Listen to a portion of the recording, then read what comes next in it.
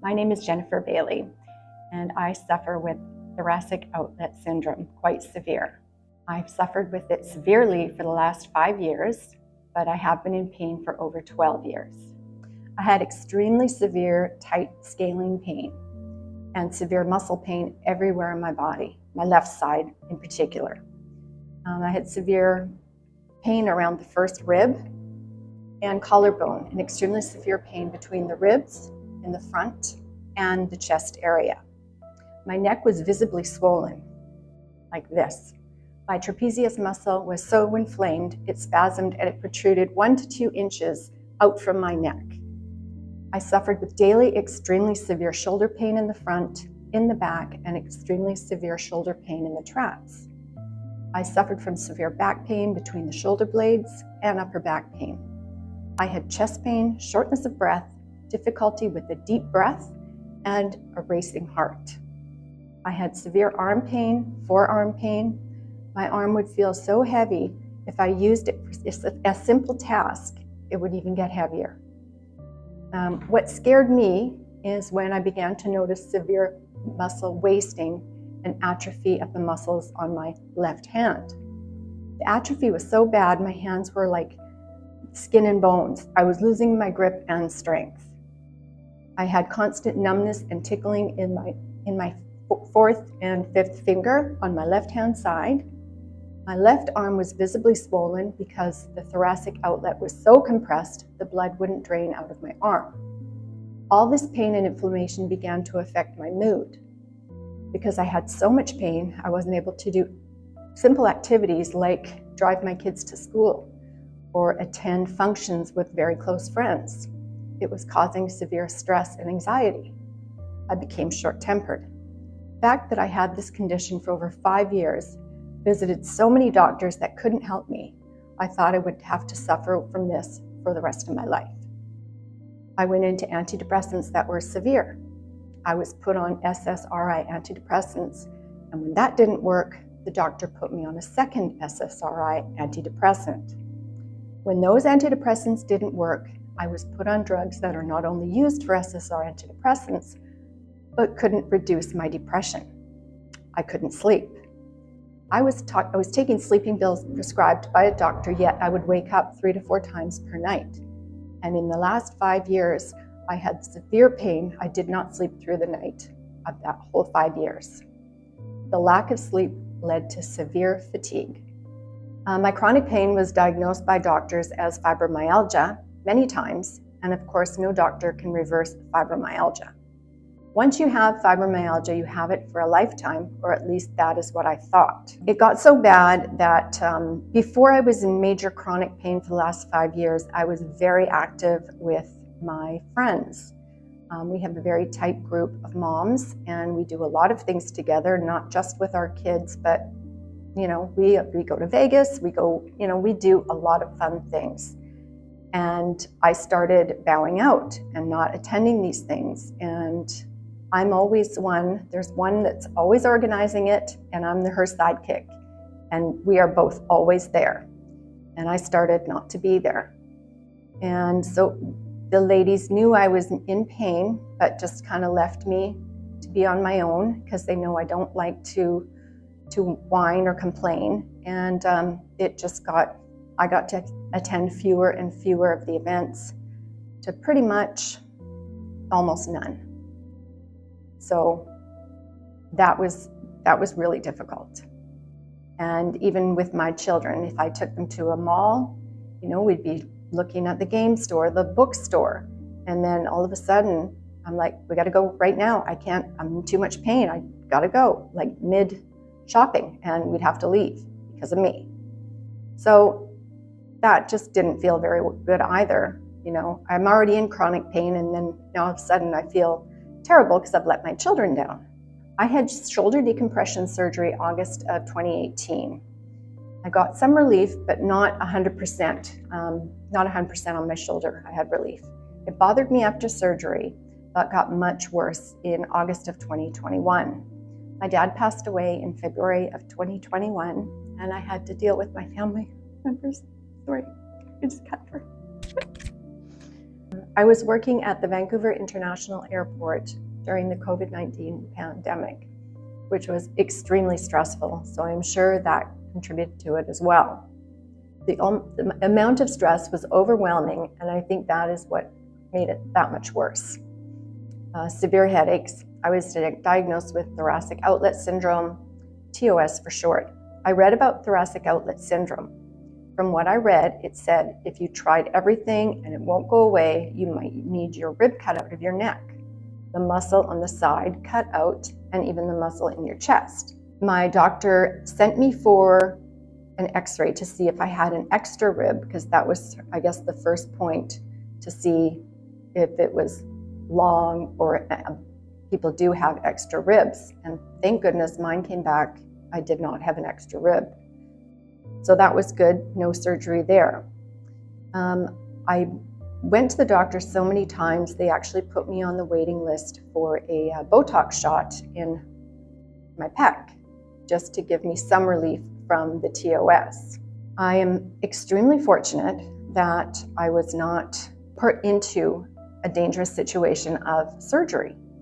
I think the good Lord was looking over me for that. I saw so many beautiful women who had surgery for Thoracic Outlet Syndrome, and the scars were frightening. Reading about how they felt after the surgery pain that was so severe, they were literally in shock. I was already in a lot of pain, and I didn't think I could take pain that was any worse. I thought this pain was the worst it could ever get. I was skipping activities with my family and my friends, and it was affecting my family. My husband, Ed, would go on these outings that couples, we have a really good group of friends, and the couples go to different outings and, social events, and he started going alone, and because I couldn't go. So it's affecting him, and it's affecting him even just living with me. I can't help him with day-to-day activities in the house, dishwasher, laundry. He became almost like a single dad. My children, I don't know how they still love me, but they do, because I haven't done a lot for them lately. When asked to read over their schoolwork, I always say, oh, just give me 10 more minutes, and it's like hitting the snooze button, and you're just trying to get enough energy and composure to actually read it. So that's been really tough, and not being able to drive them to their activities and friends' houses, or not even wanting their friends over to our home because I was in such pain. I couldn't be bubbly, hi, Max or whoever. I couldn't do it. So I've missed out on countless things with everyone, my family, my friends, everyone, and most of all my family, Ed and my kids, James and Emily. I am very, very lucky to have a husband who never gave up on me. He always searched and always told me he loved me. And he wasn't going to give up, even though I was giving up. I know a lot of spouses would have been out the door, not 5 years later, but within a few weeks of what I've gone through.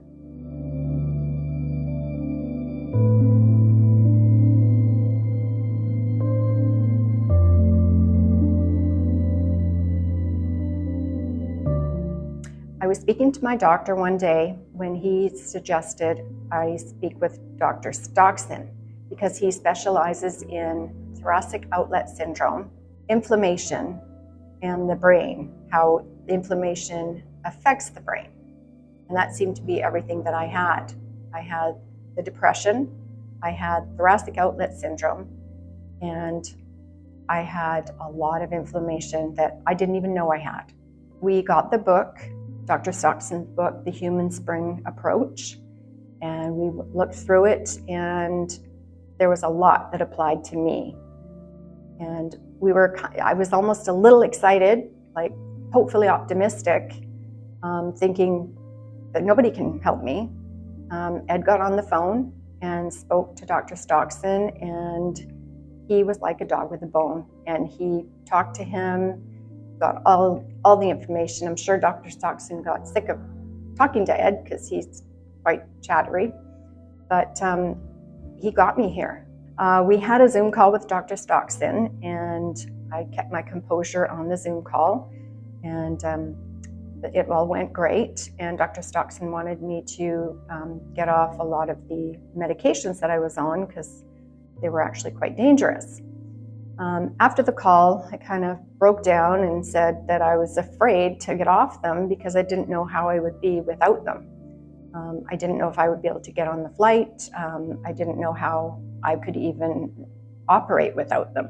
So that was a big thing for me, is when I get off them, what am I going to be like? So after the Zoom call, I was very upset, and I told Ed, I can't get off these medications.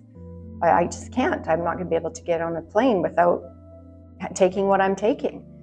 And so Ed called Dr. Stockson, and he ordered the Vibasage, which helped my muscles calm, extremely calm them down, so much to the point where I could get off some of the medications and feel calmer and optimistic and just comfortable on the plane and not be so worried and stressful and anxious, which I never thought I would be able to do. It was a bit alarming for me to fill out the intake form, and I actually kept putting it off, because the intake form has all the medications that you're taking, and I think there were about 10 lines, and I actually went over that. I think I went into 15. I had to add it into another area of the intake form. So that was rather embarrassing, to say the least. One of my biggest fears was cutting down on the medication and then going for the treatment and having the deep tissue treatment with less medication. That really didn't add up to me because I thought I would be in a great deal more pain. And my biggest fear was that I wouldn't be able to walk the next day from all the pain. So I sent in all my intake forms, and Dr. Stockson went over everything. And then he sent it back to me with highlights of different findings. And he found that the shoulder surgery I had in 2018 was something I didn't even need. And that was big news to me. And no wonder I never recovered 100% from it, because I didn't need it. When I got the paperwork back from Dr. Stockson, and he had highlighted and given notes on it, and then having him say that he could fix it and knock the pain out fast, and it would be, but he could definitely fix it, I was still cautiously optimistic, but more optimistic than I had ever been. So we sent him photos of my body, and he could see my left side was twisted and compressed. He said he already had an idea of what was wrong and how to fix it and get me out of pain quickly. To me, that was actually quite amazing, because nobody had ever even really looked at my standing position, my hands, nothing. Most of the calls were on the telephone still. So having someone actually have a photo of me and actually look at me was quite something. He was very optimistic he could get me out of pain quickly. And he recommended I speak to a few of his past patients, and that's what I really did need. I needed to actually speak to someone who had been where I was. So I spoke to Danielle, who is from the same town as my husband. So she had the rib removed, and she was worse than she was before. So she came to see Dr. Stockson, and he helped her, and she was far worse than I was. So that was even more optimism for me. So I was very optimistic to talk to her and getting excited. During the course of trying to find healing, I had done massage therapy, deep tissue massage, I'd done physiotherapy, I had done IMS, which is dry needling. I had done everything. And each time I was worse the next day. So I couldn't do any of these therapies. I couldn't tolerate them because they just made me worse. So that's what made me nervous to come for deep tissue, because I couldn't even stand a 1-hour massage. Danielle assured me that while his pressure is deep, he applies it gently and slowly. And the fact is, she was right. I was not sore the next day. I was actually amazed that I wasn't sore the next day. By the time I arrived at Dr. Stockson's office, I had reduced my medications by 6, which to me is mind-boggling. And I was feeling hope because I was down in medication, and I think I'm getting better. I think I can get better. When I arrived at Dr. Stockson's office, he had a 1-inch thick printout of all the medications that I was on. Some medications I was on were for seizures. I don't have seizures. They gave me 2 drugs for seizures and a drug for high blood pressure, 2 antidepressants that were the same but different names, and 2 SSRI enhancers. What scares me was 7 of the drugs came with warnings that using these medications with any of the following is not recommended, because they interacted with 7 of the 12 drugs that could lead to severe side effects and even death. 2 of the drugs I was taking came with warnings that 4 of the medications I was taking on a daily basis was not recommended, and the doctor should find safer combinations, but they didn't. I'm just going to say I was not made aware. Dr. Stockson put me at ease by saying that the treatment he would give me would allow me to get off of most of the most dangerous drugs, and he was right. I had not slept one night through the night in the last 5 years. I would get up 2 to 3 times per night, and that is while taking sleep medication. After the first day of treatment, I went back to the hotel and I went to sleep. And I slept through the night. I have not slept through the night in 5 years. And this is in a different city, a different bed, in a hotel. My children are not there, my family's not there. My husband was here for a while, but I slept. And even when he went back home, I still slept through the night. And I've slept through the night the entire time I've been here, in a different time zone at that. I used to have headaches, and those were gone after the first day's treatment. I would have headaches every day. So the treatment just wiped those out in one day. I used to have severe neck pain in the scalenes, and now that pain is minimal. It used to be horrible, like severe pain. I had venous thoracic outlet syndrome, which is called VTOS. My arm used to be very heavy, and the tissue under the arm felt full of fluids. At times, I would actually carry my arm with my right hand because my left arm felt so heavy. Dr. Stockson got into my outlet, and got the blood flowing. He opened it up, got the blood flowing, and my arm wasn't heavy anymore, and it didn't have that turkey lady, as my husband calls it, on my arm, where the skin is just, everything's flying around. So it started feeling better, and the blood was flowing in it. With the outlet open and the blood flowing, it's noticeable in my hands now. They look healthier. They don't look so skinny and bony, and they look like my age. They don't look like an old lady's hands. So they definitely look healthier because the blood is flowing. Before we came here, I was depressed, had anxiety, and was short-tempered. Dr. Stockson said there was a strong link between the inflammation I had in the thoracic outlet syndrome and other pains and depression. He said I might start feeling a lot different once we flushed out all the inflammation I had. He was right. I saw a noticeable decrease in the depression, anxiety, and temper issues as the inflammation was flushed out. I used to have upper back pain, chest pain, shortness of breath, and difficulty getting a full breath. I no longer have these issues. I used to have chronic fatigue. After I started getting treatment, I could feel my energy coming back. Now I feel like I do have energy. Since February, I had severe abdominal pain, which landed me in the hospital. And I had severe vomiting and severe diarrhea. And I was diagnosed with infection. And they did not tell me what infection. They just said I had an infection. They gave me antibiotics and they sent me home. At that point, I was afraid to eat. Anything I ate hurt. So it took quite some time, little by little, to even eat anything, meanwhile having diarrhea the whole time.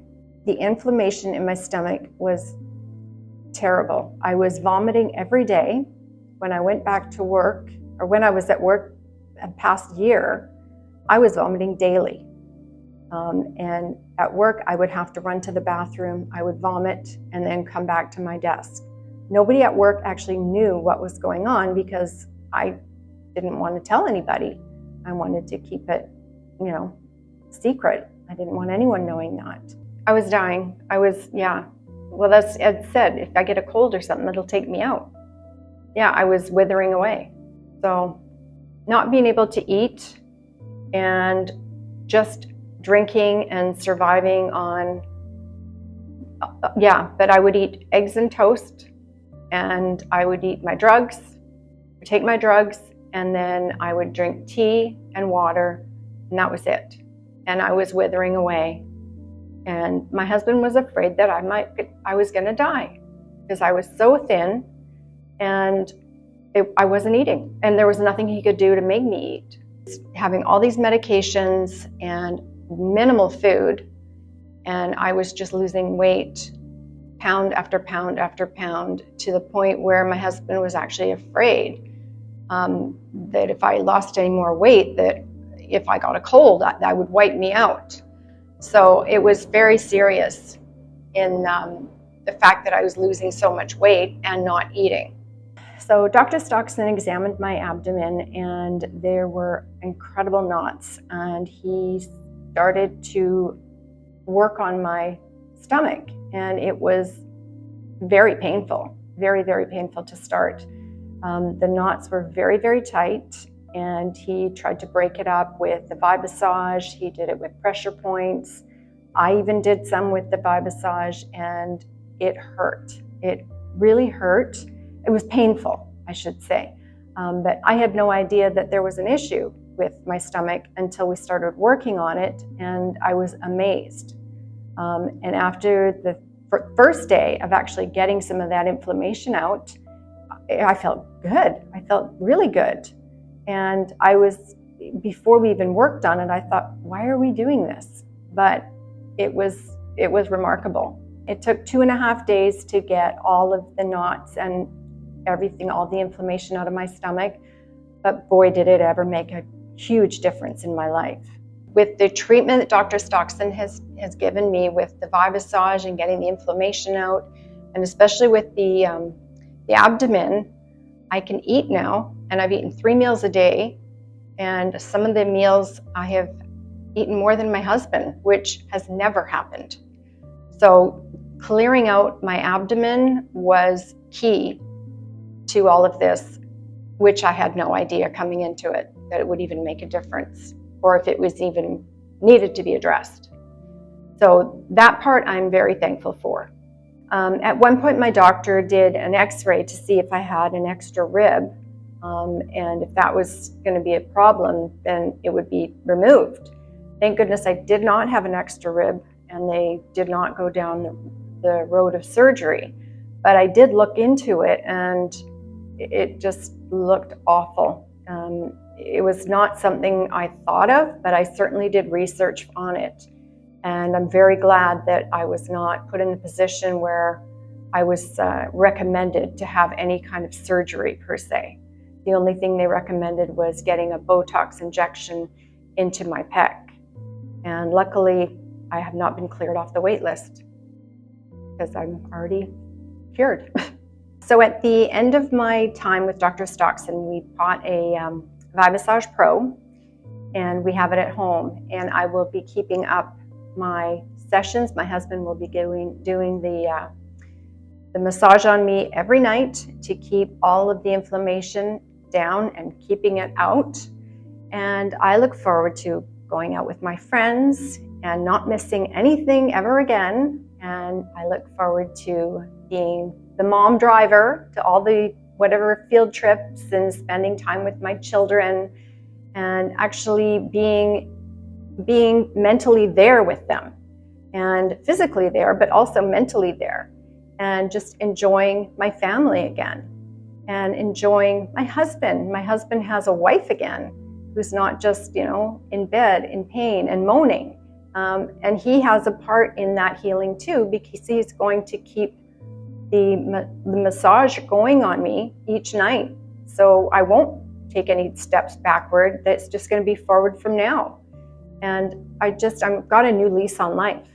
And I never thought that would have been possible. But this journey, I've gone through hell and I made it. And I'm looking forward to life. I'm looking forward to all the new memories I'm going to be able to make with my family and my friends, and all the fun times, all the good times that I've missed. I can now join in.